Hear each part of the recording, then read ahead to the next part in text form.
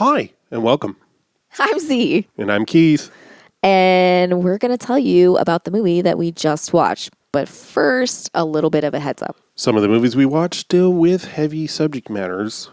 In order to talk about these emotionally delicate things and the heavy subject matters that we sometimes cover, we add humor and crude language to add some levity and to process our own trauma. If that doesn't feel fun or safe for you, we completely understand. Please take care of yourself first and foremost. And we spoil the end of pretty much every movie that we watch. Now you know. On with the show.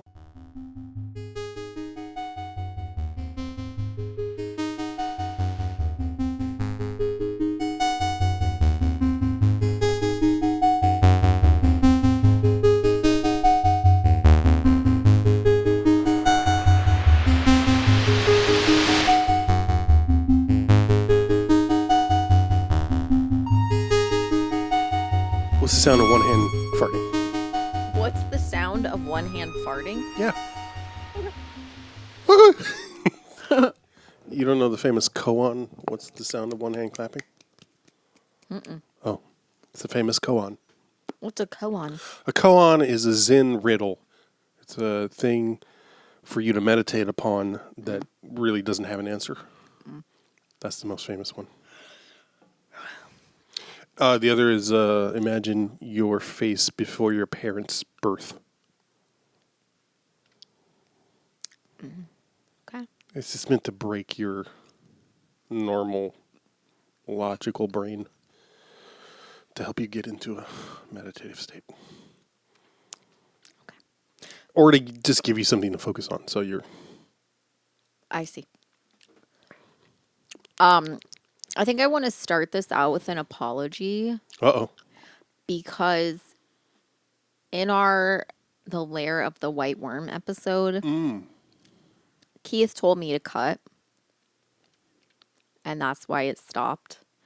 And I went on much further explaining the difficulty for me in being able to tolerate any discussion of anything geographical.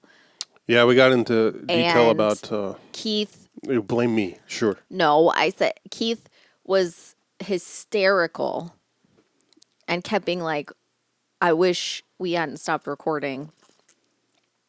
Or I just wish you had started recording again or whatever. Yeah. He was just like very, very sad. And I thought we recorded for longer than we actually did. So I didn't realize until I was like, oh yeah, I didn't get into the weeds of it, talking about how I don't... This is really what I think what made you lose your shit was when I said that, like, I don't understand, like, cardinal directions. I don't understand them. Yeah. I'm like, if you're holding a compass and you're like, this is where north is, I believe you. But if you tell me that something is north and you're not fully holding a compass, I don't believe you. I don't believe you. How do you know? I don't believe you. I just don't. Especially if it's like a place that I've never been, or that like is like not a place that you frequent often. I'm like, no, you don't know what the fuck where north is or south. No, you don't. I just don't.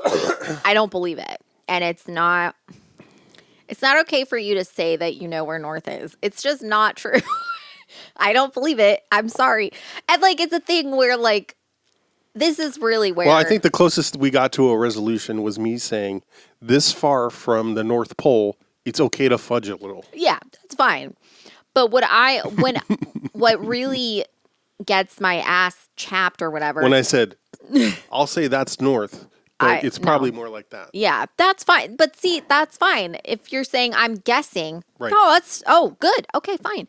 But if you're like, no, I know that this is north, I'm going to kick you in the haunches and fucking run away because you're a psychopathic liar. I'm so sorry. But no, but this is where for me, if you say this to me, if you tell me where a door is on a building now I understand. I will say this, if this is how other people describe it, I don't know what it means. Okay. But like, if you're like the south side of a building, right. I don't fucking know. I don't know how you know it's the south. What the fuck are you talking about? Like, and if someone's like, well, the sun rises and sets. I don't fucking know where the sun rises and sets. Well, that's just embarrassing. Shut up. I know that. Especially as a indigenous person, I think. That's where I'm like, this. I feel it's like anti-indigenous to be like north and point. No, I don't believe you. I don't have an internal compass. And you as a white person definitely don't. Internal. It feels I internalized. just know that Chicago's that way, so that's north. See, you say Chicago's that way, but that doesn't even make sense. Why not? Because. So this is why. No. Because if you drew a straight line Yeah. from here to Chicago, Yeah. I doubt you would get there if you drew like if. Correct, but I'm not giving directions to Chicago. That's fine. I'm saying not the asking North you Pole is vaguely that direction. That's fine. But what I'm saying is, I feel like and that's how I know. I feel like this is where the disconnect happens in my head. Is what I'm saying. Being like Chicago's that way, and it's like because that's the direction the interstate is when you like point, but like there are so many twists and turns. Like you think you're going in a straight line and it turns out you're going in a circle. Like people will often have also, no it's fucking idea. My memory of what a map looks like. See, also I don't trust that. That's but that's what I mean. Like I'm like it'd be like it's that way. I'm like, you don't know that it's that way. You guess that it's that way. You turn it's the not car a guess, though. A guess is not accurate. It doesn't make sense. It's just telling I think we have different definitions about That's fair. certain words like guess or fact or why. Anyway, I wanted to give you all the gift of understanding why Keith was losing his shit. Yeah, it is. But yeah, it's not as heated as it was. I was like, well, I think it escalated from what does happen towards the end of that episode. Yeah, yeah, that was both in humor and Keith was losing his shit over it. Like, but like this is why I don't remember if I said this in the episode or not, or if this happened afterwards. But like geography or like when Keith talks about places, it's combining names and directions, and that I can't under like two things that don't make sense to me combined and being said to me. It's like white noise, you know what I mean? And it no shade to anyone. It's a white noise. Yeah, racist. no shade to the person speaking. It's a receptacle, the receptacles issue. It's not. It doesn't compute. It's not that you're doing it wrong. I can't.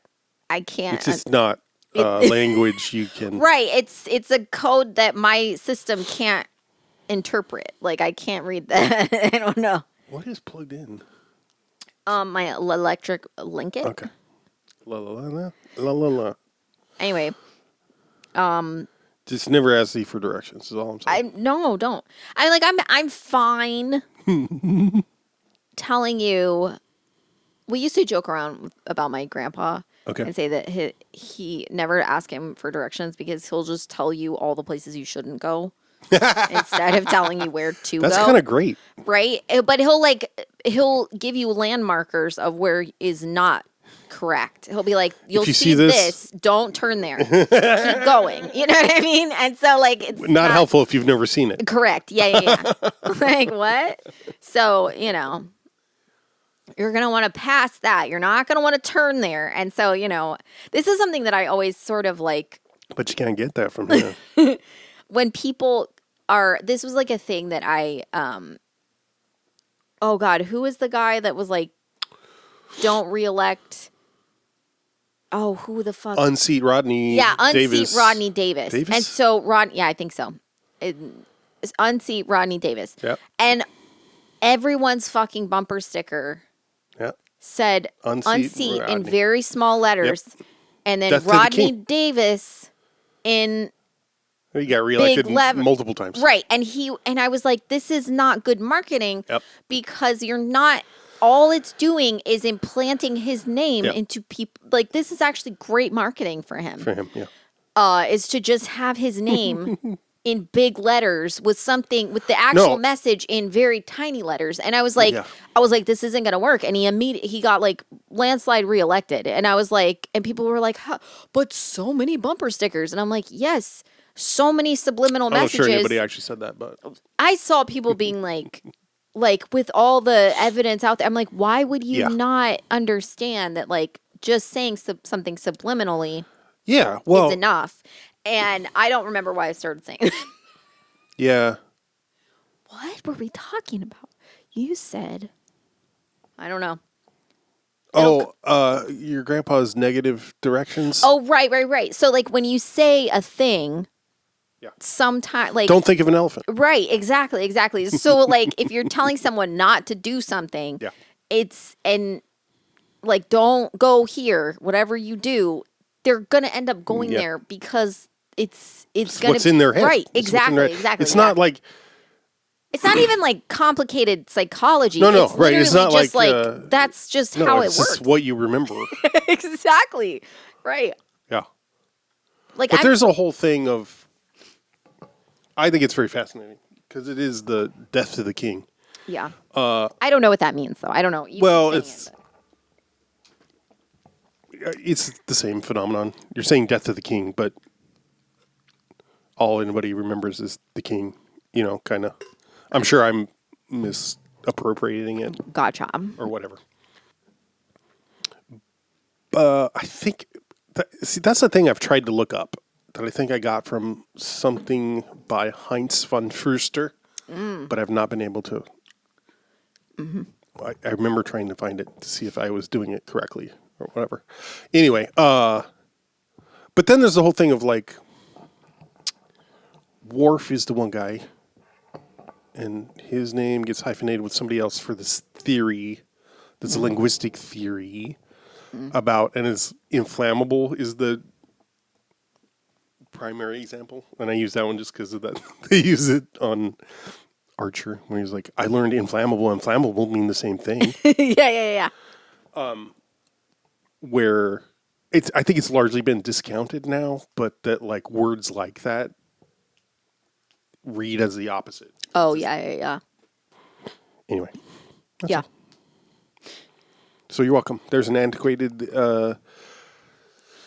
Linguistic theory that I have half 1/4 referenced. So half of 1/4. Half of some useless information. Some of Frankenstein. Some of Frankenstein. Welcome to the Some of Frankenstein podcasts. Where we discuss some of Mary Shelley's opus. Whoa. A partial modern Prometheus.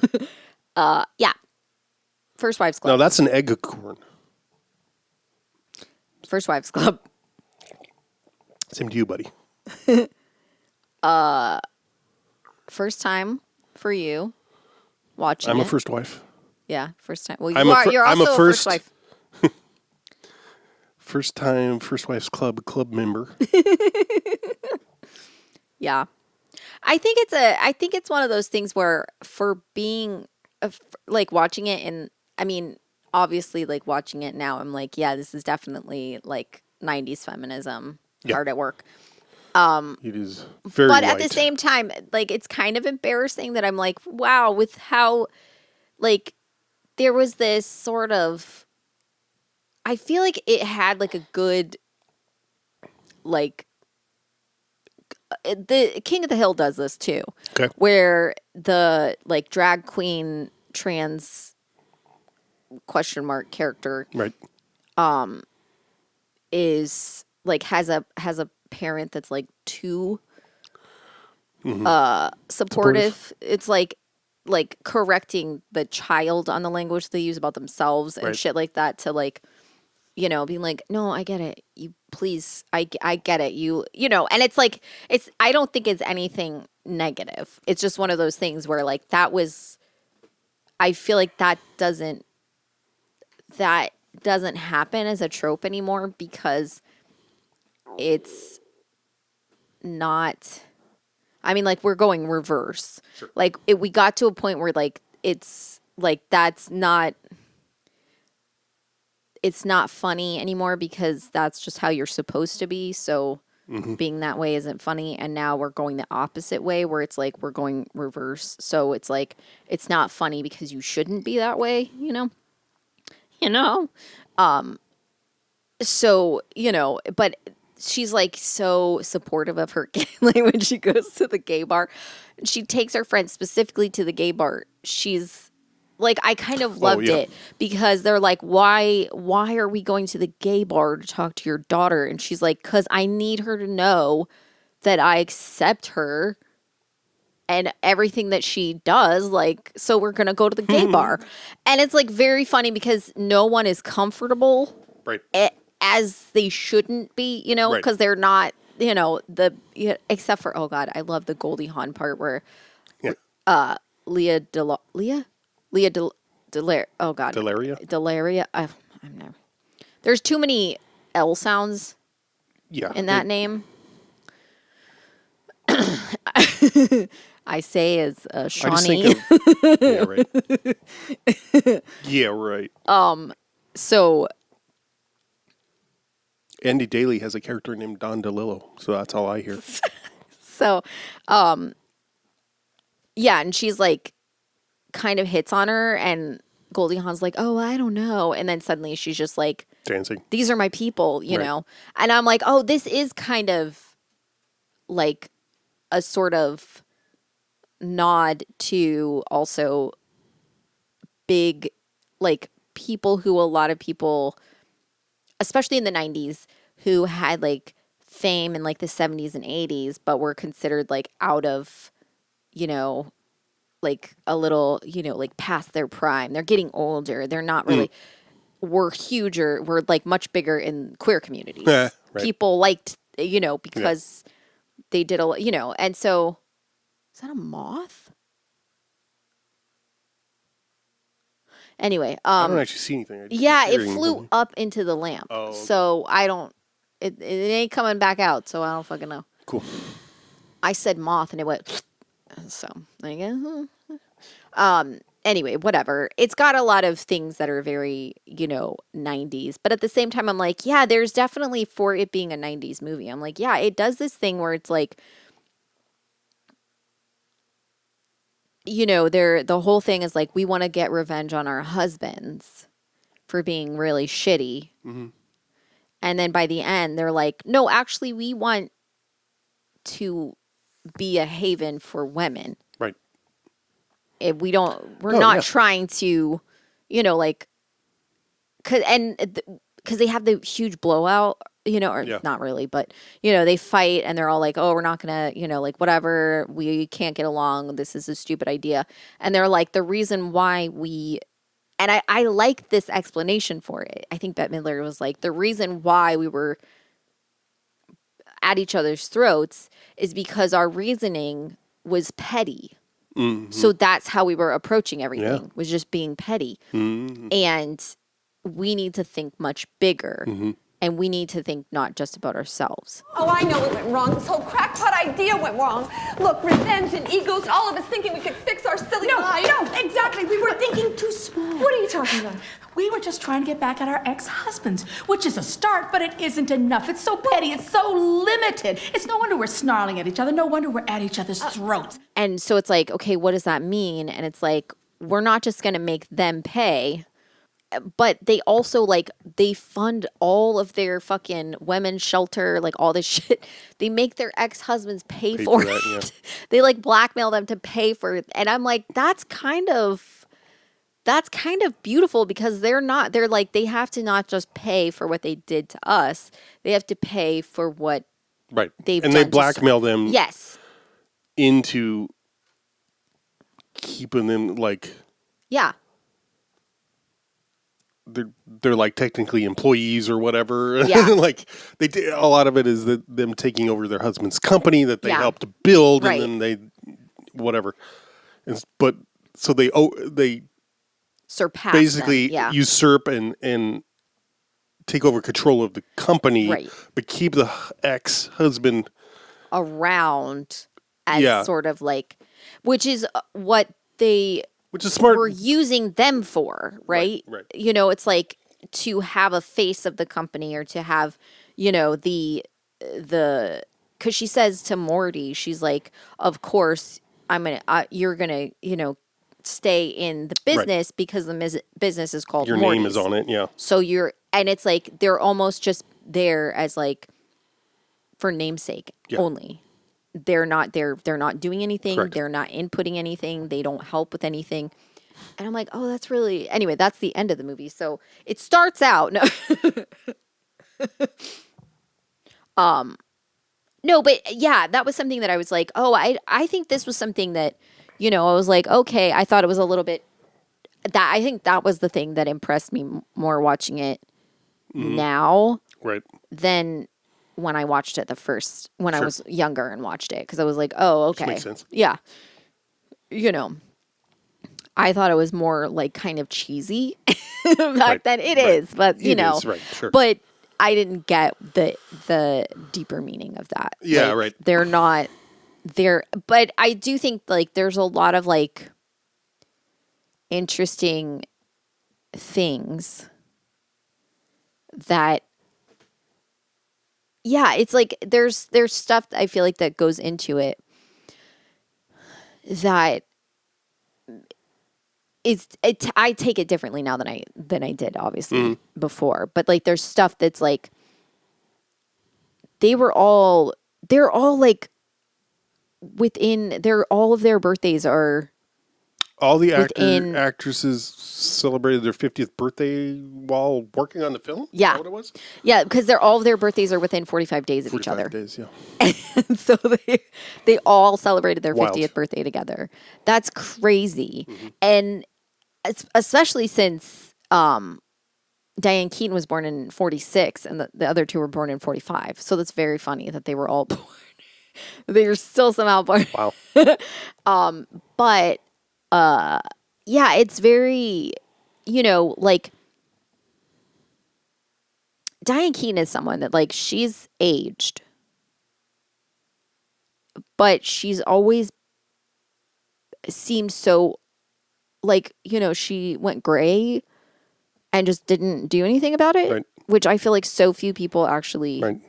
do. And she's always so like natural looking and she doesn't really ever do anything. And like, even her paired with the other two, I was like watching the movie. I'm like, but Diane Keaton's like older than them, right? Right. And then I'm like, oh my God, she's not. Right. And so that was like a funny thing that I was like, oh, right, because the implication is like getting surgery. Like Goldie Hawn's character is more sort of like painted as like being very like vapid and sort of like self-absorbed. Right. And like that's kind of how she's treated in Yeah. real life, Oh, yeah. you know? Right. And I'm like, what? Just Yeah. because somebody gets surgery? Oh, yeah. That's crazy. And like, and I think especially now that like those things are not just more affordable, but they're more accessible because, and like people are much more open about them. So many people get work done. Like people just get work done all the time. People get so much shit done all the time. Like it's kind of insane. It So is. I'm like watching it and I'm like, oh, this is like, it's treating it like she's kind of the joke, like she's the funny one Oh, yeah, because she's gotten absolutely. work done. And I'm like, literally, she's a 20-year-old now. Like that's all As the far as work. the work yeah. she get done, yeah. Yeah. Like, and it's wild too. And like Big something old boobs. fucking, I mean, I honestly like, I'm like in 1996, wait till they find out about BBLs, man. Mm-hmm. That shit's crazy. I don't really know the process or what happens. So a I gotta BBL, pee, though. So hold that. I didn't press it before you said. Twing twing. I don't exactly know what a BBL is to the degree of like intricacies, but it's a procedure where it's like a redistribution of fat. Okay. So you can't get one if you're skinny. Ah. You can only get one if you have, like, I would probably technically be too thin for a actual BBL. Maybe not. I might be able to get a tiny, I'll BL. But it's sort of like liposuction, but that fat is redistributed to your ass Nice. and like and maybe boobs. I'm not sure, but you're sort of like I think they like, because with when you have fat and the fat goes away, Right. your skin is loose. Right. So I think they tighten that up too, and they sort of like cinch you in the middle Okay. and then put the fat elsewhere. And then so you're given like almost a sort of a literal hourglass figure, not a figurative. Yeah.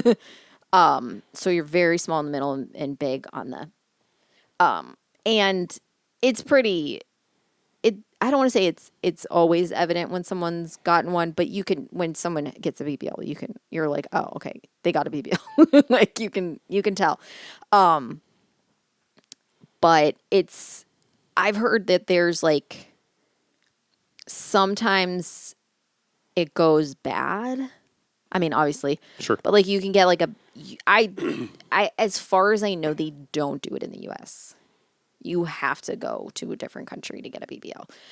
That alone, I mean, I know the U.S. is fucked with how, Sure. but that alone, I'm like, I don't, like people will go to fucking, like to a different country and have their teeth shaved to come back and get a bunch of Caps or whatever? Yeah. Because it's cheaper to fly to a different country and have them shave your teeth off. Oh my God. Just makes me want to throw up, honestly. And I've seen pictures of what people look like after they get it done.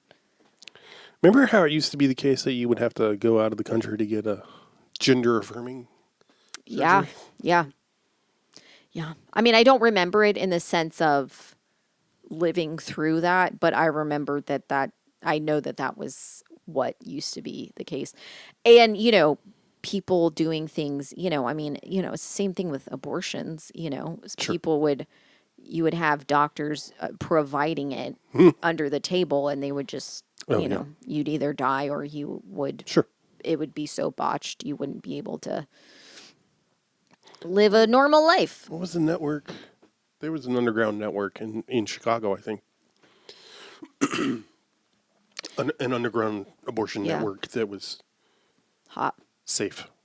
Before the Supreme Court legalized abortions nationwide in 1973, there was the Jane Collective, a clandestine society of young women that helped pregnant women get safe abortions. In the late 60s, using the code name Jane, the group operated from Chicago, Illinois.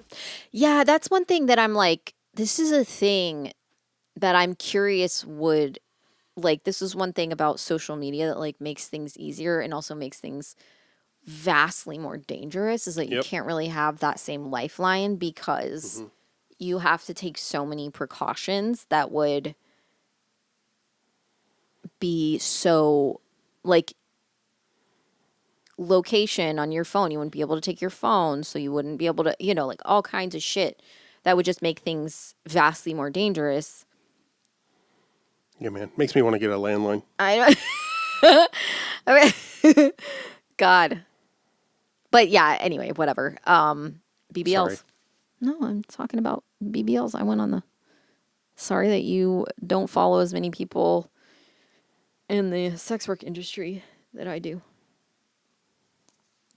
So but yeah, I don't Apology accepted. You're welcome. And thank you.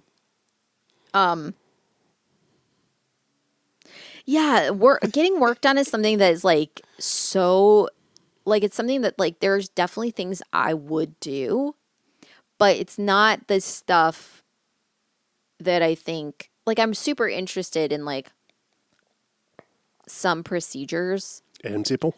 and some like with like the things that like help with like under eye bags and stuff like that. I'm like, oh, that's a very interesting sort of, but sometimes it's not like whatever. But like a lot of times doing things like filler ages you more, Right. and people don't realize that like it will, I mean, like you can do things like lip filler, and depending on how you do it, it's not really gonna affect that much, but it migrates or it can migrate. So you can have like just funky looking, or it'll just like not go right, or you'll have like a whatever. Anyway, so it's like, it's always like, it's one of those things where there's a lot of like, oh, anyone can get this stuff done. And it's even stuff like having your teeth like redone and stuff like that. People will have like their entire like mouth redone, and they don't realize that like if you don't go to like, if you're not careful about who you go to, like if you're just getting like veneers or like caps or whatever, if you're just getting like, it will alter your bite, Yeah. and you'll be in constant pain. Cool. And you won't be able to sleep. You won't be able to eat. Like legitimately, people will be like in severe debilitating pain because of because they unknowingly have their bite altered, and it's no longer natural, and it's so fucked up. Even though they have perfectly straight teeth, it's not the way that their mouth Sure. is. You're altering So the- yeah. it's completely, so like there's shit like that where like people don't factor in when they're like, I want to look a certain way. It's like when people say beauty is pain, it doesn't just have one meaning. Sometimes it's legitimately this shit's botched and you will never live a normal life. Right. Like some people will have like reactions to worth it. surgery and will be chronically disabled for the rest of their fucking life just because I mean, look at Mickey Rourke. oh my God. No, that's not fair. He had to have like reconstructive surgery Really? because he would box and shit, Oh, and that's why he looks the way he looks. Oh God. I thought it was one of those things where he was like, just tried to get something done. It didn't go right. And then he just kept Compounded. Yeah. Kept trying to get it fixed. Well, I think that's part of it, but I also Yeah. think that, Well, also, I mean, I'm I think it's sure- also, not to psychologize somebody I don't know at all, but from what I understand, it was kind of like not a healthy cycle. Oh, right. Well, I was going to say also, like, I'm sure if you get work done and then you get punched in the face, Yeah. it will Right. alter it in a way that's going to be totally different than what the intended look was supposed to be. Anyway, whatever. How did you feel about the movie? It's all right.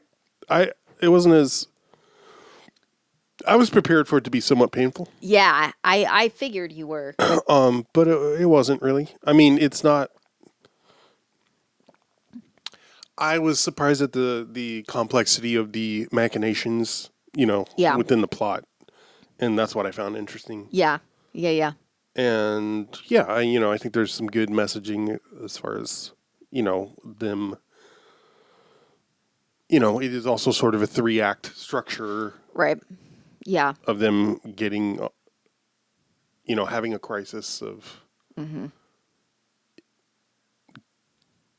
being at each other's throats or whatever. Yeah. Also fairly realistic, Right. Yeah.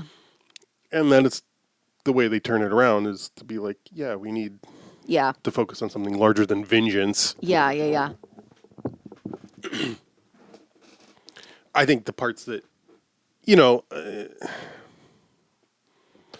it feels very white. I felt very more than usual. Usually I'm not all that I don't mean self-conscious. Self-aware? No. Yes, I just mean I'm not that aware of it often. Yeah. You know, and that's me owning Right. Yeah. the white habitus or what have you. That I'm used to seeing only white people on the screen so much that I don't always notice.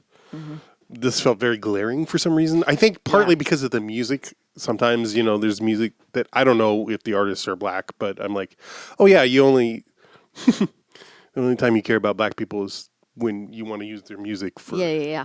Right. And also like it's I think another reason Leslie Gore's white. Maybe okay.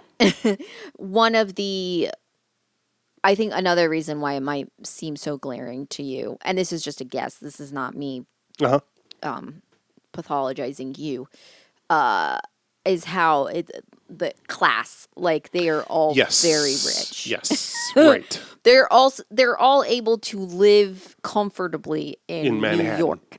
Yeah. Yeah. I mean, it was the 90s and not the 2020s. For sure, but right. But they still. Yeah.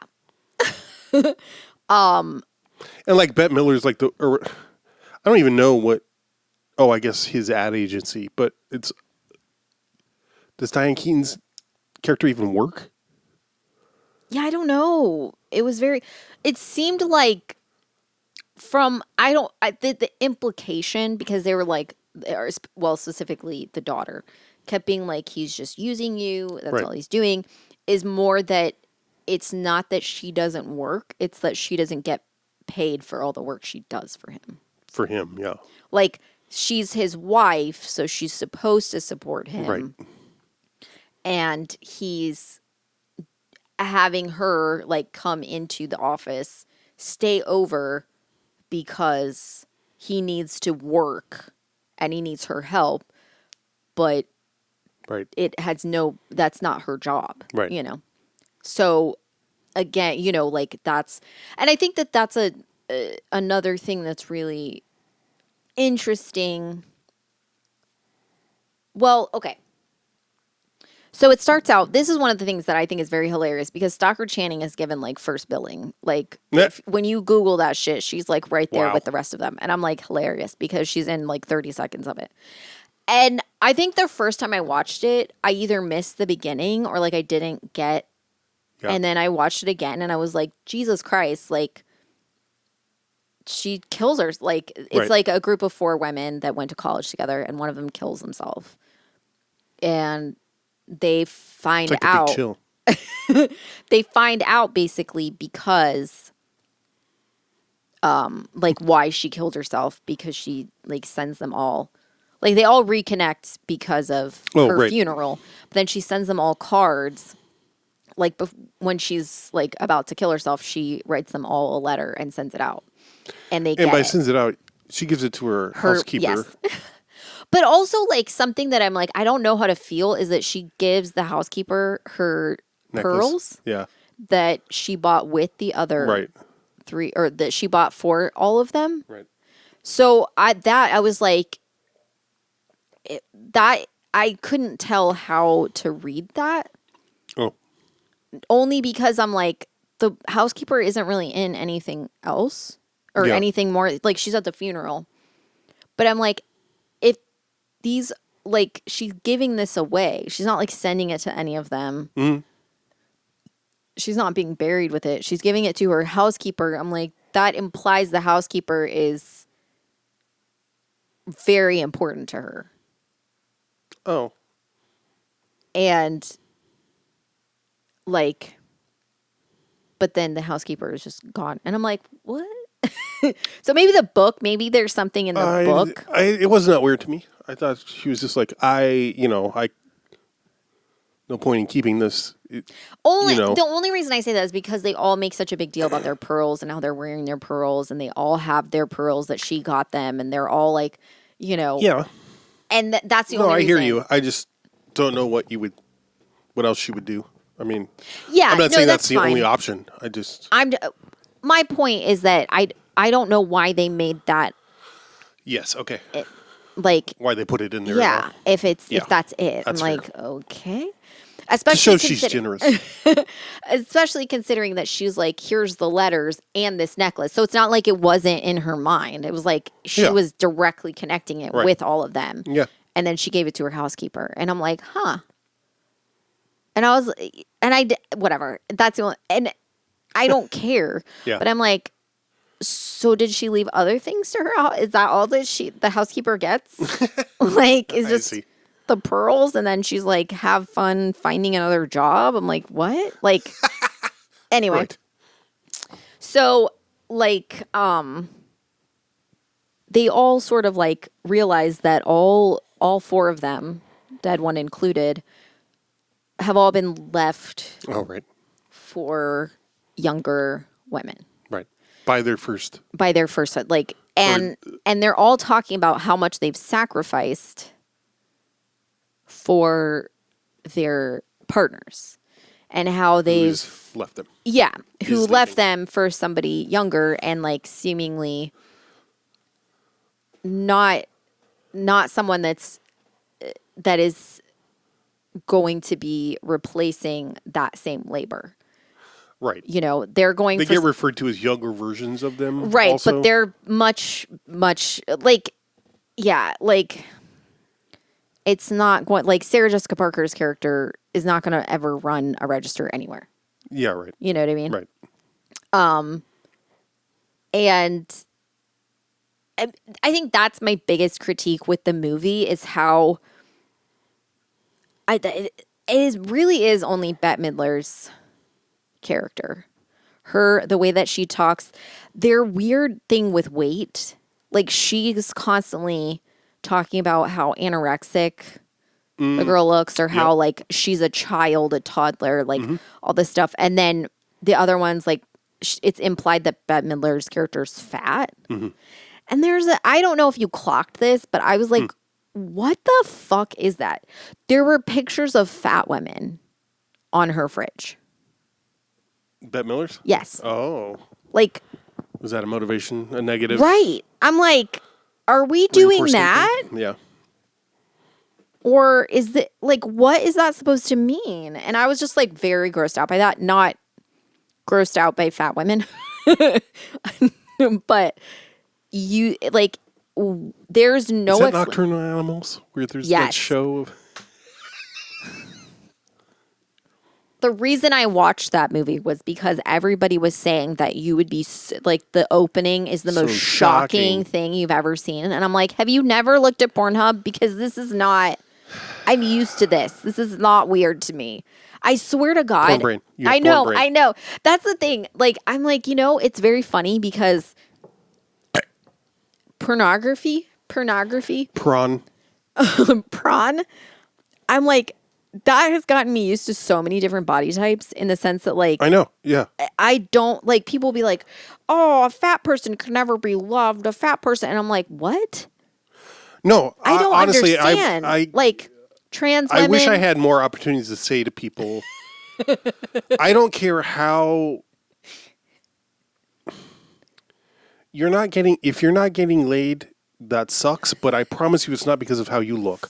There are far many more unattractive people having sex and putting it on the internet than 1,000% legitimate. And that's fine. I got no problem with that. Right. I'm not talking shit on them. Exactly. No, 1,000%. I want this to legitimately be encouraging to you. Yes. 1,000%. Like, you have no fucking idea. And this is the thing, like, I honestly, like. And by unattractive, I just mean, like, not conventionally attractive. Right. Unattractive in the sense that, like that's how they might be labeled, not necessarily that's how you, I knew what you meant, but yeah. So, like, one of the things that, like, and I'm not saying this as this might sound fetishy, but I promise that's not how I mean it, is like seeing trans women specifically in porn all over my timeline all the time, because I follow a lot of sex workers. I don't register, like, anatomy the same way anymore. Like, someone will be like, this girl, I'm like, oh, that girl has a really big dick. Doesn't even phase me. I don't, like, I think it does a lot more for it normalized bodies so much that like, if someone's like I'll be like, oh, I don't mind, I don't this is the thing I've said to Keith. I don't mind stealing bread out of the mouths of innocents. I don't like seeing men naked, but Right. I enjoy seeing women naked. And with that statement, I'm not talking about genitals Right. in any capacity. Yeah. I would rather see a trans woman naked 1,000 times than a trans man. I feel so bad saying that, but I'm just not attracted physically to men. Like a cisgendered trans, I don't like. And it's not like that I'm not attracted to them. It's that Okay, what if it's a trans man with some tiggle bitties? No, I don't know what it is. I don't like it. Like most of I don't know what it is. Also, nothing I've ever seen on I have. on the porn portals.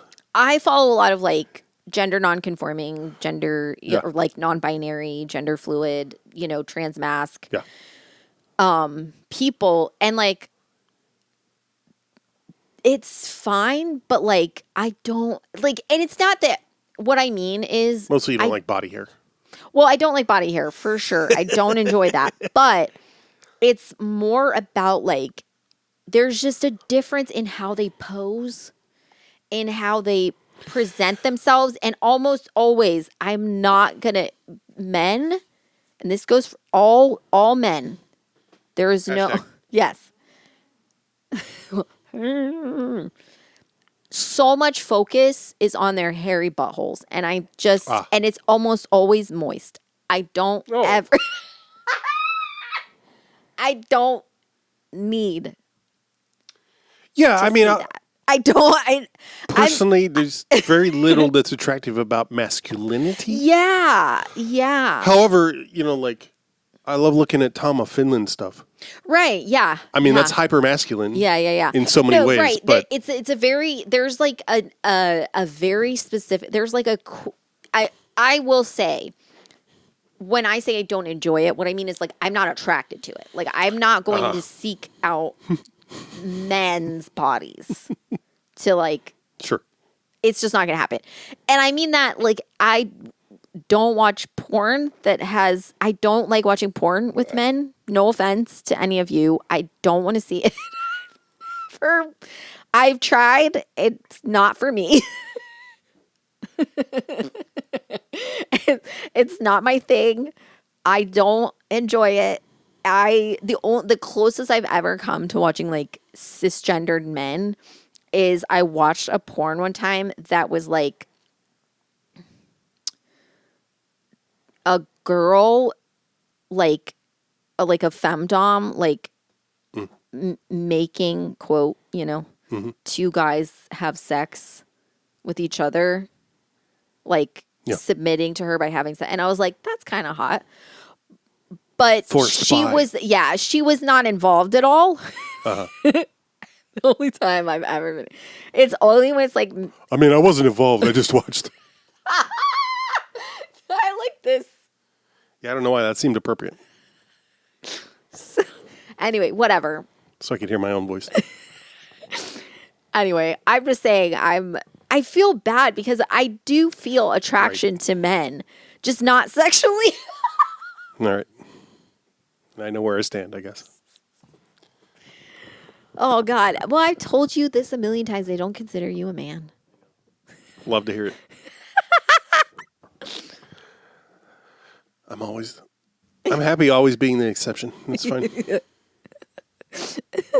Like, it's just, I don't know if that's like technically the term to use, but like, Homosexuality. no, like not being sexually attracted to, because I mean, if you've listened to this podcast for longer than 30 seconds, I am obsessed with Martin Donovan. That old man can get it.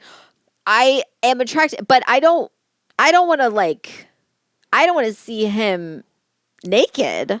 I don't want nudes of him leaked. Right. I don't want to see that. This is a confusing thing. If he got me naked and then he got naked and things happened, it could be fun. Could be fun. That's fine. But my thoughts of that man, my obsessive thoughts of that man are never like, what's his penis look like? No, I don't need to know that. Yeah, this is a confusing. I don't know if that's statism or queerness or the intersection, but that was something that I struggled with for a long time of not. And again, better and worse. I'm not saying I've always had the healthiest relationship to pornography. Right. But I think that's something that helped me figure it out a little bit. That like finally accepting there are things that I'll use to for masturbation that pornographically that I wouldn't do, or people I wouldn't be attracted to enough to engage with sexually. Oh, yeah. Because so that was right. Yeah. was a big piece. Right. This is the thing with me. Like I've told you again. I've told you this. I don't like. I obviously I do watch porn, not just for my work, but if I'm watching something, I think because of what I do, I do not like anything that looks homemade, anything that looks amateur. It makes me uncomfortable. I don't want to feel like I know the person. I don't want to know.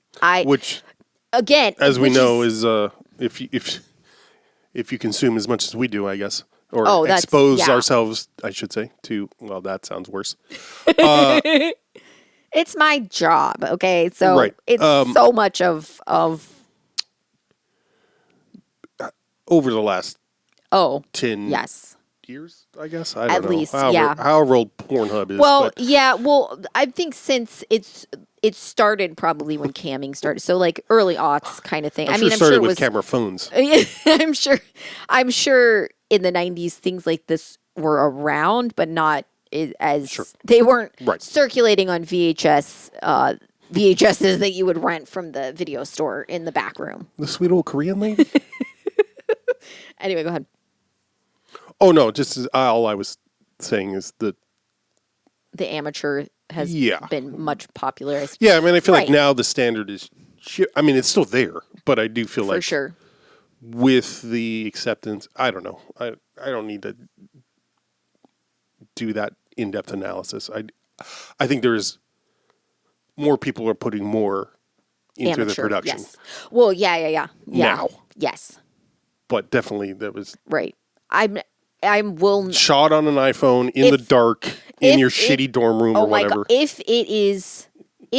there's low lighting, if it's got that like gray on it, gray tint to it because the lighting is so bad, and it's like shot from the other side, one angle on the opposite side of the room, and I'm watching two people have sex, I will kill myself. I don't want to watch that. Here's what I want. I want it to only be genitals taking up the whole frame. As soon as I saw your hand, I knew exactly what you were going to say. And I want there to be lots of razor burn. Very wet sounding all this. I hate. Yeah, no sounds other than the mechanical sounds of. It grosses me out so much. I don't know why. I don't like when it's that close up and you just hear what. Ooh, I don't like this. Is so graphic. You can cut. I hope that just beeps. No, but I don't like amateur. I don't want to see amateur. But it's not because I have anything against that. Obviously, I do that. That's What's what an I do. Choice. No. Or sorry. I don't want to feel it's too intimate or something. It's too intimate. I don't want that. Like I see, my thing is when I was in a relationship with a woman who did not like me and didn't even like kissing me, it wasn't me, guys. I would, if I was watching a porn and they were like kissing for too long, I would have to fast forward because I would get too sad. I know, yeah. I've been in I similar don't. spots. I was like, no. places, yeah. I'm like, no, it can't. No intimacy. No intimacy. No, like yeah. I can't handle. Like if it's too intimate or if it seems too, I'm like, that's not what I'm looking. Like I love that for you. I Mm-hmm. love that for you. It's not for me. Okay, it's not for me. I'm here for one thing, and it's not. It's not to feel a Yeah. connection. No offense. Well, this is And I do have my favorite girls. I can't remember what her name is. I always forget, but I always show her to you and you're like, does nothing for me. Mm-hmm. Brilliant. I love that this is our I love her. She has like maybe it's Adriana or something. I don't know. She's so fucking hot. She could do anything. She could do anything. And I'll watch it. fun little thing that happens if I'm urinating and I don't turn the bathroom light on, but there's light. That light which always remains on, will cast a shadow against the. So you think poop's wall. coming out of your It's like, I don't know if you've ever seen the Alfred Hitchcock Presents. His profile, that he walks into. Yeah. It's like that, but upside down. Is it your balls or your hand or My little, your wiener looks like his nose. And then my fat belly is his round forehead. You mean upside down or do you mean flips the other way? Upside down. Upside down. Okay. Okay, my belly's this fat chin. I don't know. Whatever. Maybe it's not flipped at all. Okay. Anyway, Anyway, so my favorite piss fetish is when I wasn't recording when I said that part. I don't know what you said. Oh, okay. I don't know what you were referring to. If it's not recording, I don't hear it. This is why we don't communicate well because we're not always recording. Yeah, anything. right. That's why the conversation about cardinal directions was able to happen is because we were behaving as though we were still on. I think we were still sat here too, Yeah, no, we were talking saying into microphones. into the microphones. Yeah.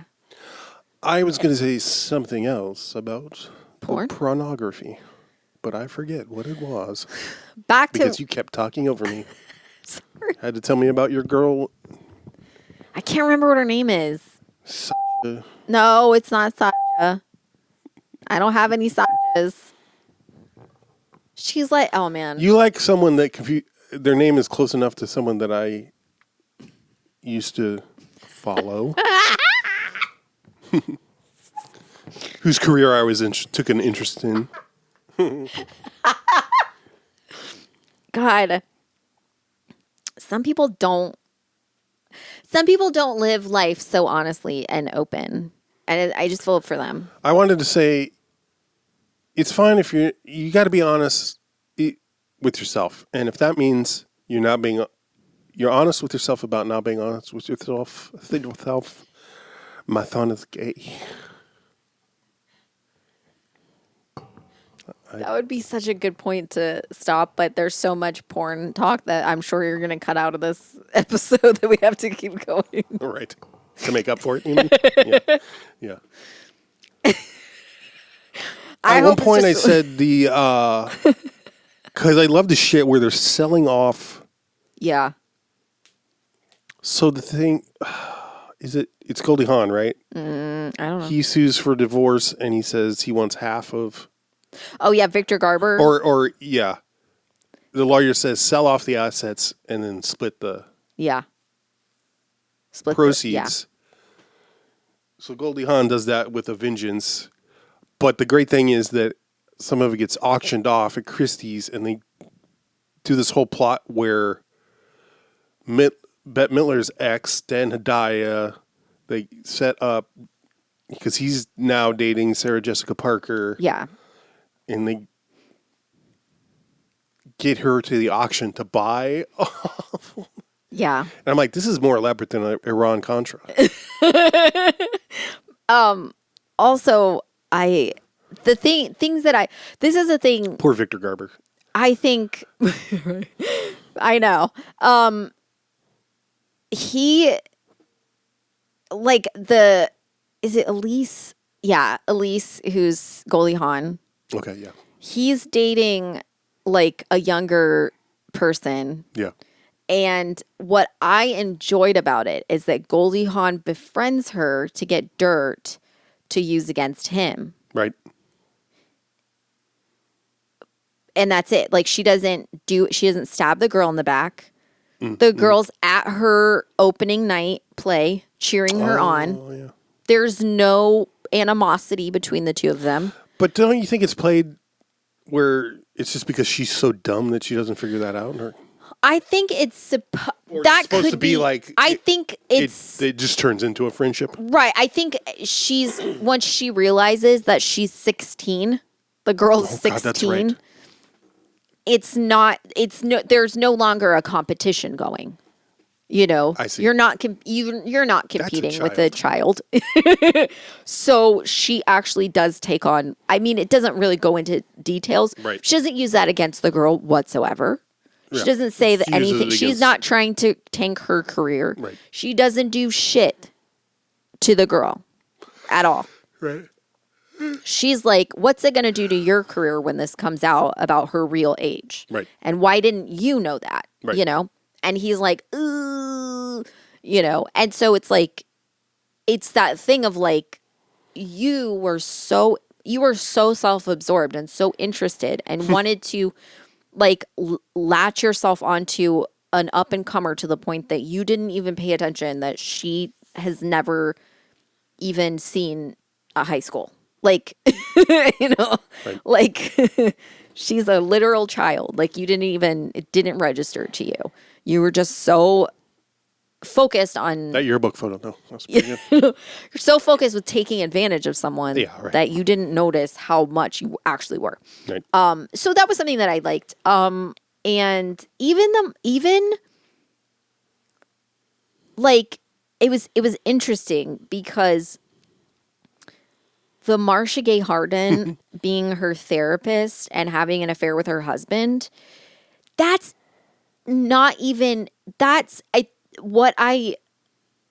things that Marcia Gay Harden is saying as her therapist are actually things that are good for her. Right.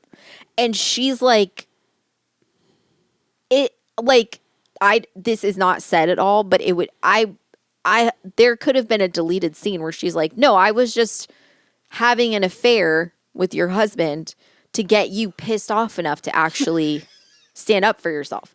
Like that, obviously that doesn't happen, but like she literally is like, hit me. Like she's telling her to fucking full on hit her before it comes out that they're having an affair. She's like, you have to be able to get angry. You have to be able to stand up for yourself. And even when she's like pissed off and she finds out they're having an affair, she's like, this is great. She's like, you know, you know, use your like feel that, you know, like. Erin, she's allowed to be angry. Annie, let's use this. He's found someone new. You're free. Closure. Yes. I'm sorry, but that is not what this is. She's not even presented, even though it's presented more as like, I have let people walk all over me to the point that like my therapist was having an affair with my husband. And it didn't even like, you know, like that was going on. And like, I was still like delulu enough to be like, maybe we'll get back together. Right. And so it's like, as much as like, that's a total ethical violation and like some fucked up shit. Marcia Gay Harden is not even painted as the villain of that story. No. Yeah. Because she's not, even though she's a horrible therapist. Oh, definitely. And should lose her license. Yes. She's not the villain of the story. No. Yeah. And that's sort of why it was a little bit like, I don't want to say disappointing, but the Sarah Jessica Parker, Bette Midler shit, I was like, Sarah Jessica Parker's character is painted as such a piece of shit. Right. Like she's stupid. Right. And they take advantage of her she's just a gold digger. Much. But yeah, she's a gold digger, but they also fuck her over relentlessly. Yeah. And it's like, well, she's a gold digger, so what does she deserve? What the fuck? Yeah. Like she gets it worse than the fucking therapist does. Like what the fucking, that was the part where I was like, oh, that's what we're doing. And the implication is that like Bette Midler's character and Dan Hidaya's character get back together. Maybe. Yeah. Well, I know. they say she's like reconciliation's on the horizon. Ugh. I'm like, Yeah. No. what Yeah. the fuck? Yeah. That was the part where I Yeah. was like, man, I did like that because like Especially since they're like the closest to working class. exactly, yeah. I mean, it's that. Yeah. Yeah, it was there was so much of that I was like, we don't need that. Whatever's going on there. Like, Yeah. like it would have been so much more interesting if like Sarah Jessica Parker, if her character like found out and was like, no, actually let's do he's actually because she does like a lot of stuff where like she's like, I bought you a car, and he's like, oh, you spent too much money, and he's like yelling at her for it. And like if she was like, you know what, I do shit for him all the time and he treats me like I'm a stupid gold digger, so I'll help you guys out, I'd be like, oh shit, Right. oh shit, she's in on it, oh shit. But it's just like she's just, and the implication is that like she and Victor Garber get together or are going to get together, like these two people deserve each other, and I'm like, no, we don't need to do that. I know. Yeah, I know. Also, like, and some of this is because of like, this is a very like, I don't think people realize how like whorephobic, like that sort of the demonization of that kind of character is, because you're saying like she's using sex to get what she wants. Yep. Right. So she's what now? Yep. You know, and it's like, I have no issue with people who do shit like that. Like, I have no issue. Like, people would like shit on Anna Nicole Smith or whatever. Yeah. And they'd be like, oh, she fucking sucked that dude's dick. She deserves everything he left her in that will. I don't give a fuck. She had sex with that man. She deserves every single penny he left her. Okay? I don't give a shit. People are like, she only did it for the money. Good for her then. Fucking good for her. I don't give a shit. Yeah, man, I don't know. I don't give a shit. Like of all the like morally Reprehensible. morally reprehensible things that people have done, that's like neutral good. Restaurant camp. Way down here. That's like neutral good. You know what I mean? Like there's it's not malicious. I don't give a shit. Someone's like, look, I want to have a trophy. If Barbara Streisand can say in Nuts, I know women who will do worse for a mink stole or whatever. Mm-hmm. Right. And that's another thing where it's like, you know, that's something. It's one of those things where you pretend all things are equal. It's it's a funny little. Mm-hmm. I believe in Marxist terminology that would be false consciousness. I could be misusing that too, but it's the thing of.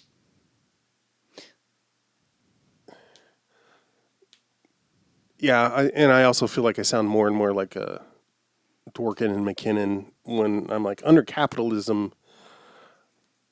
Yeah. I don't know that, any hetero relationship is... Right. It's hard to talk about consent when no one's needs are met without a transactional... Well, this is a thing where, like, if that's your... Like, I'm fine with that interpretation. Like, I think that's an interesting interpretation. Like, the idea that any heterosexual... I think conceptually, that's a good conversation starter. Yep. But when people will say that all sex workers are victims of rape because they have sex with men, first of all, not true. Sex workers can be any gender. And two, any gender can hire sex workers. And three, you would be surprised how many cisgendered men hire sex workers to not have sex with them. Oh, right. And it's not just like fucking domination, like, tie me up kind of shit. It's literally like, people... Hold me while I cry. Yeah. Well, and there's also escorts. Yeah. People you hire to go on dates. Literally just to go on dates. Literally. No, but like, but there's like all kinds of shit. There's like girlfriend experience. There's all kinds of shit that people do. I mean, like girlfriend experience oftentimes includes sex, but you're not hiring someone to have sex with them. You're hiring someone usually for like a date sort of thing. And a lot of time, like it can include like raw, like no protection. It can like things like that can be are a lot of times, maybe not a lot, but they can oftentimes be included in girlfriend experience. So like, there's all kinds of shit. I mean, it's one of those things where into you like, get down to it. It's word.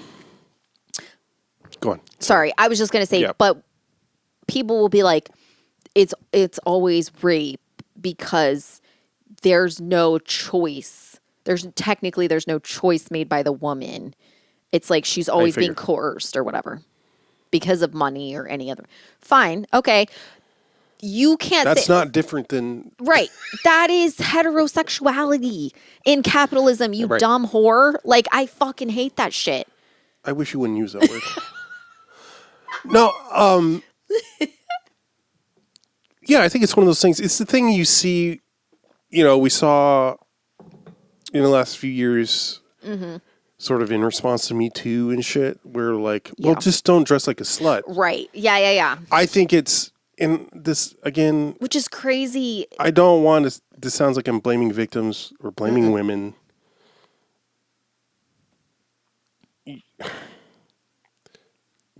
Maybe I am. I don't know. I think... Say it first and then we'll... I think patriarchy, like every other power structure... Yeah. Came about because of a series of compromises and is maintained because of participation. Oh, for sure. And I understand. Yes. We all make compromises to figure out how much we're willing to sacrifice. But I think the main thing that is enraging about sex work for namely straight white women is that they're like, oh, you mean I didn't have to do all this other stuff? Well, you know what I mean? Like, I could have just I could have done a straightforward transactional relationship without all the trappings of the idea of family and love and all the things we pretend are involved. So, I saw this. I think I told you about this. I saw it a long time ago. I would have to find it. But it was like basically saying that like specifically or under patriarchy. Yeah. Being like a wife is akin to sex work. You're just not getting paid for it. Right. Because you are you're being compensated. You're performing right. You're performing a role. Yep. You're doing a job. Yep. You're taking care of someone's, needs. Right. And you're being housed. You're getting, and people will lose their fucking shit. That's not what it is. Here's the thing. This is like this is where my brain like breaks over it.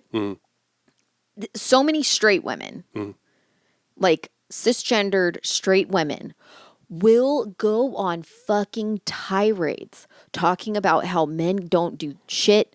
Men aren't shit. Yeah. Fuck men. They're married. They're married. Of course they're married. With kids. Yes. What the fuck is wrong with you? Yes. No, but like, and my problem is not that they're married. It's that they're like, men take everything from you. Yeah. Men will take everything. Men don't give a shit about you. All men are rapists. They're fucking married. Now, I'm not saying that you can't have these opinions and not be married or something like that. But it's like they're married to men. And they're preaching that like the human race would be better off without men. Right. Again, that's fine. That's fine if that's how you feel. Whatever. At the same fucking time, they'll be like, my man's perfect. My man's everything. Bitch, you are not talking about men. You are talking about patriarchy. shut the fuck up. And Right. if you think that all men are like this, all men act like this, stop fucking dating them. Get a fucking divorce. Yeah. Do not be in a relationship with them. And people will be like, I mean, there's like the whole 4B movement that people talk about. That's like a thing. When people Is this about BBLs? no, when people first started talking about it, I was like, is this a hair thing? Because 4C is like how you talk about like, I think 4C is like how like the curl of a lot of like black women or like black hair has like 4C. So when people started talking about 4B, I was like, what kind of hair is that? I was like, is this reference to like a certain hair texture? But like, I think I've talked about it, I think with you and Bunny, we've talked about, it's like Korea, I think. Okay. In Korea, there's a movement, a 4B movement that's happening. I don't know anything about it. All I know is people talk about the 4B movement. Right. And like sex strikes. Yeah. But it's like, I believe, and again, I don't know anything about it. I just know like secondhand people referencing the movement. I have not researched it. But seemingly it's like the expulsion of men from your life to the degree of it's not, we're not having sex. It's, I will not speak to a man. I will not be around a man. I will not like interact with a man. They will not. Separatists. Yeah. Like fully. Awesome. That's great. Don't care. Like it's a whole thing. It started for reasons. It's like, it's a whole thing. I don't know that much about it. That's great. That's a movement that's happening there. I have no opinion of it. Wonderful. So when Trump got elected, all these white women are like, time for us to start a 4B movement. And people were like, the bitches saying this are literally married to men. They're like, you cannot do that. They're They like, also you probably voted for Trump. or they're married to someone who did. Yeah. And it's like, Also, too late. yeah, it's like you don't know what you're fucking talking about. Now, I think there's problems with this, and the reason why I say that is like my personal opinion of gender is that it's not A or B. There's a lot of different gender identities. An Airbnb. Yeah. So there's a lot that goes into like gender expectations, how you're raised, class, like all kinds of shit. But I only know how shit's done in the US. So I'm not going to speak on how other cultures, other people, whatever. And in learning about like my because language. you live in the US, you are qualified to talk about all those That's fair. other places. But in learning and like my language and sort of like my indigenous language and learning how gender and shit is sort of like not a thing. I mean, like gender is, I don't even know if there's a word for gender in Shawnee. You have a word for man, you have a word for woman. You Some have of us don't know what a gender is. you have like words for like aunt, uncle, shit like that. But like you'll have like you have like sibling of the same gender, sibling of a different gender. You don't have, but you also have brother and sister. So that alone, just that it implies that it's not one or the other. Right. And so I'm like, okay, that's great. But like, you don't have words like he or she. Right. Like you don't have words like that. I don't use pronouns. Because that is not how the language is structured. That would, from what I've learned, I'm very certain that would be considered beyond rude. Like you don't even say goodbye. Interesting. Right. But like the way that you talk about people is you're either saying you or me or them. Like you're saying you or me or them. If I'm talking to you about, like there's different words for like, it's whether I'm talking about you, I'm talking about me, or I'm talking to you about someone else. The same word can be said multiple different ways. Right. Like, am I talking to a singular you? Am I talking to multiple yous? The way the verbs are conjugated. Yes. Am I talking to you about someone else? A third party that's present or a third party that's not present. Correct. Or a third party. Am I talking to you, but they're not included? Am I talking to you, but you're not included? Like there's all kinds of shit. it's broken up into the connectivity of everybody involved in speaking. It has nothing to do with gender. And so once I started thinking about that, I was like, wow. And it really started over the past couple of years. I'm like, wow, it's very interesting to interact with a language that it does not, it's not about, it's legitimately like, you know, like the word for bedroom is literally translate to like the room I sleep in. Mm-hmm. So like it's not a room where a bed is. It's like my sleep room. You know, like stuff like that. Like things are very, I don't want to say literal, but like they're broken down in very not simple ways, but they're broken down. Like you will have like a weird ass long word that means like fucking straw is like device I suck on or something, you know, like it's like, you know, like all kinds of shit is like broken down in different ways. But gender, they don't give a shit. Like whatever, like it's not a thing. And in realizing that the kinship relationship is more important. It's more, or, not even kinship, less necessarily.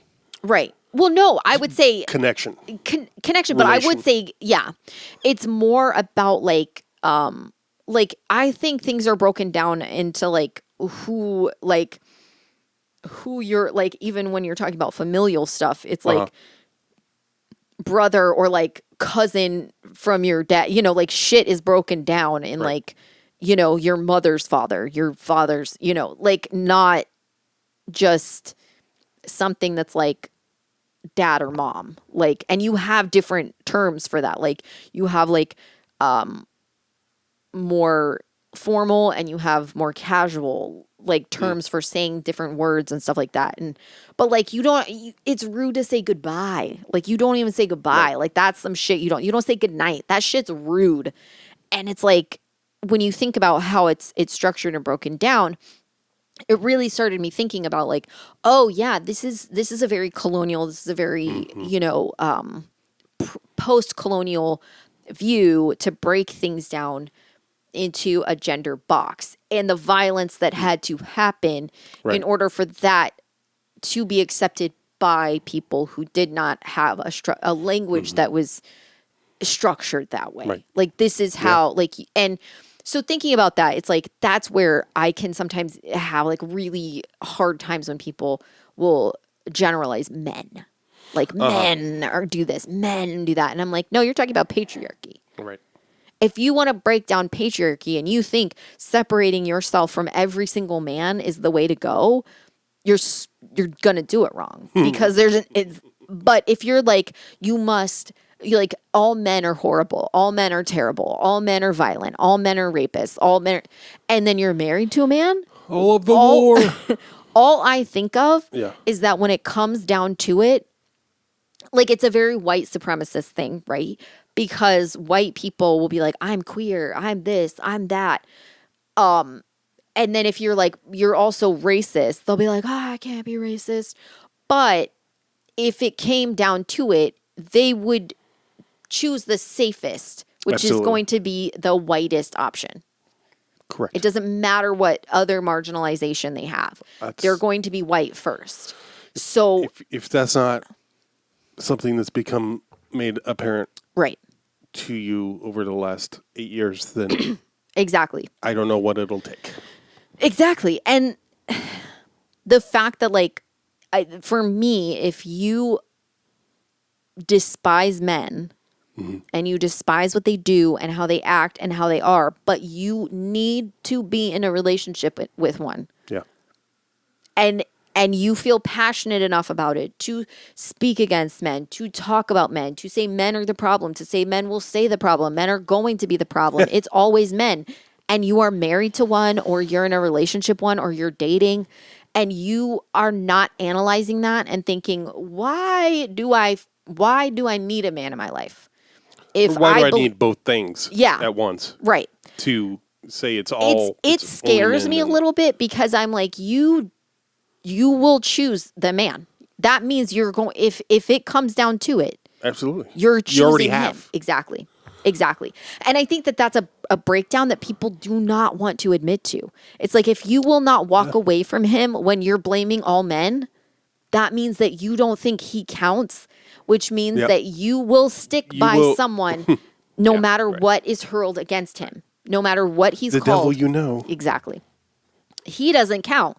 Like, I say Keith doesn't count because I don't consider him a man, not because I think he's different. And when I say I don't consider him a man, it's because of gender things. And we've had these discussions. Well, it's a thing of like you either. I should say I don't consider him a cis man.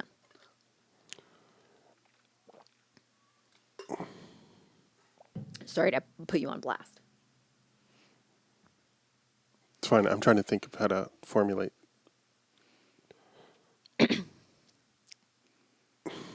If you blame all men and then say, except for this one, Yes. Yes. Yes. that's. You're just going to keep making exceptions. Yes. Correct. Yes. Yes. Yes. If you say there is a structure Yes. that benefits people who are assigned male, Yes.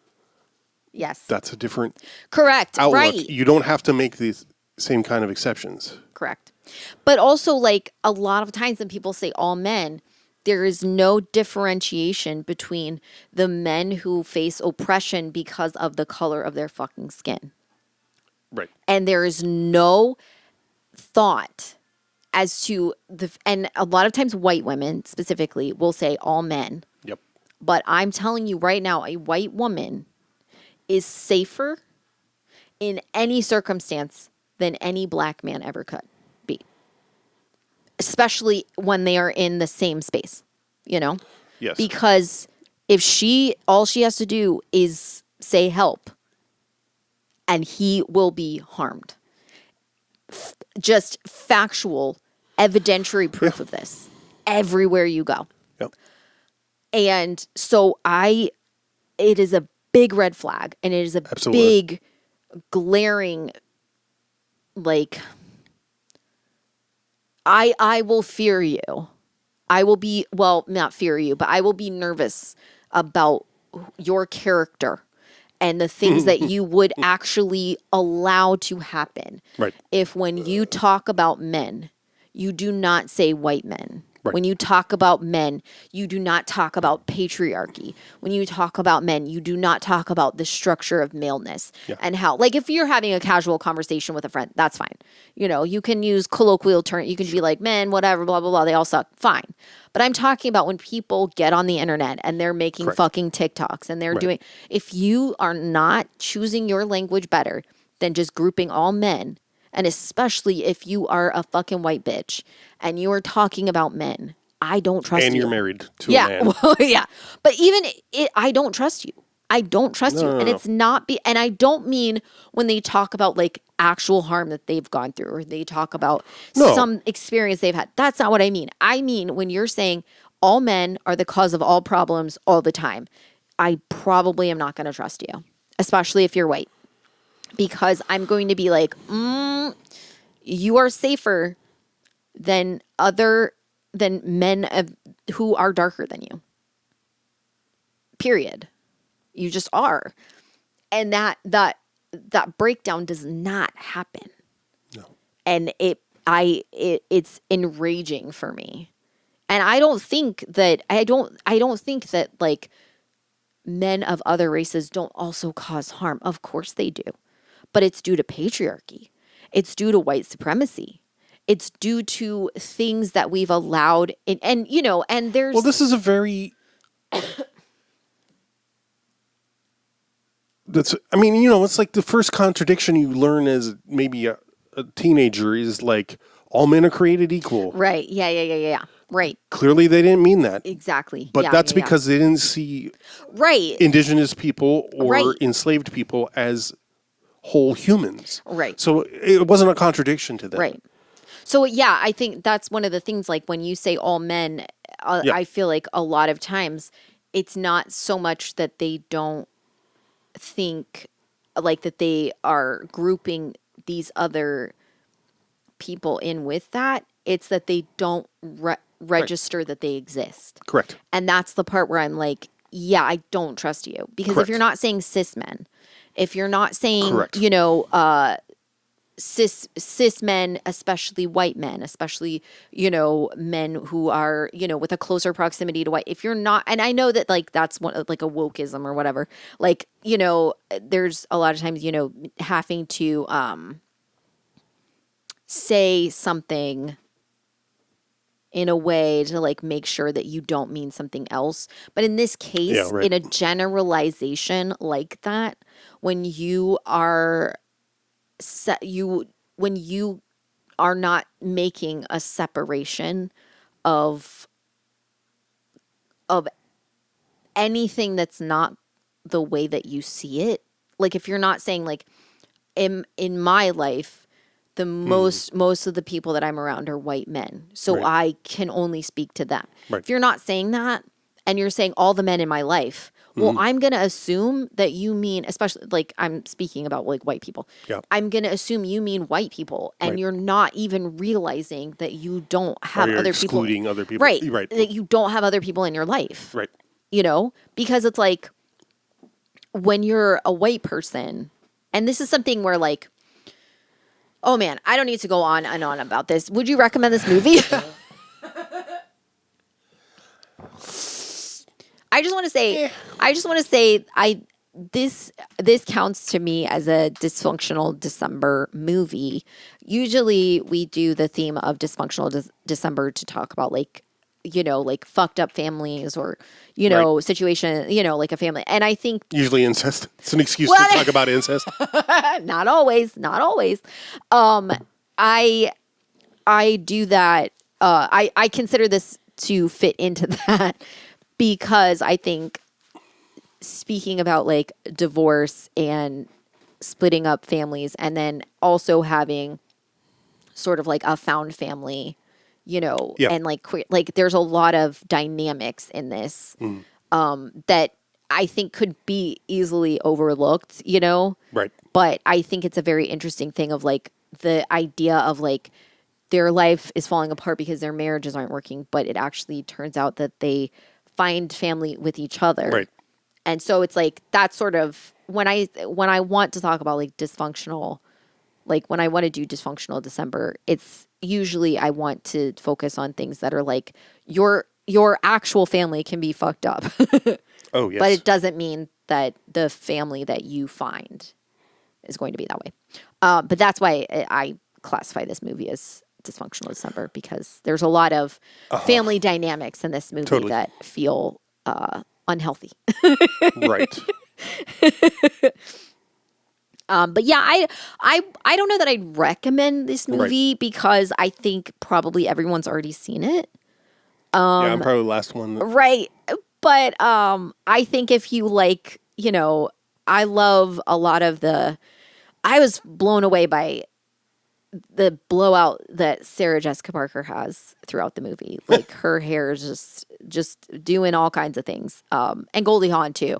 It's got some good hair inspo, and also I don't know if you saw this in the trivia. Goldie Hawn, like the lip, like the scene where her lips it was are all, saline and actually really painful. She said it was like so painful that she was like, I'm not actually gonna. Would never. Yeah. But I want to read. Oh hell yes! Even if this is the last bit that I do, I want to read the trivia for. Well, while you're looking that up, I'll point out that there was like 40 minutes or something they cut out of. Not surprised. Well, and that's just the stuff with Jon Stewart. Jon Stewart played. I'm not surprised. That's crazy. He played Goldie Hawn's boyfriend. Yeah. Yeah, and it just all ended up getting cut because, well, one of the things was like it didn't otherwise impact the plot apparently. Yeah. So. When they were asked to trim some time off, that the whole arc got cut. Okay. Here we go. So when did The Faculty come out? Like 97 or something like that. 97 or 98. Okay. One of the main topics for satire in the movie is the constant societal pressure on middle-aged women to stay young-looking and beautiful, with the result that some of them undergo various cosmetic surgical procedures to try to achieve and maintain that youth and beauty, despite the potential dangers of elective surgery. For example, Elisa's plastic surgeon protests that if he gives her any more collagen, your lips are going to look like they got stuck in a pool drain. The author of the novel on which this movie was based, Olivia Goldsmith, died in 2004 at the age of 54 due to complications from anesthesia during elective cosmetic surgery. Wait, there's one.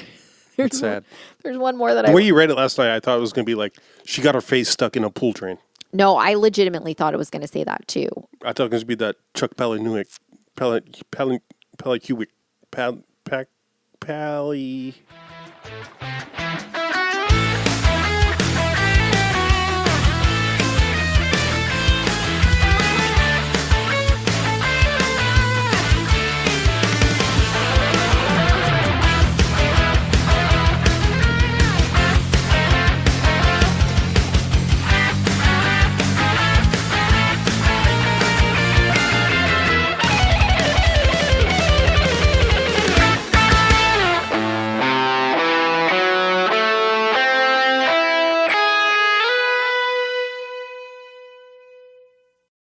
Prawn.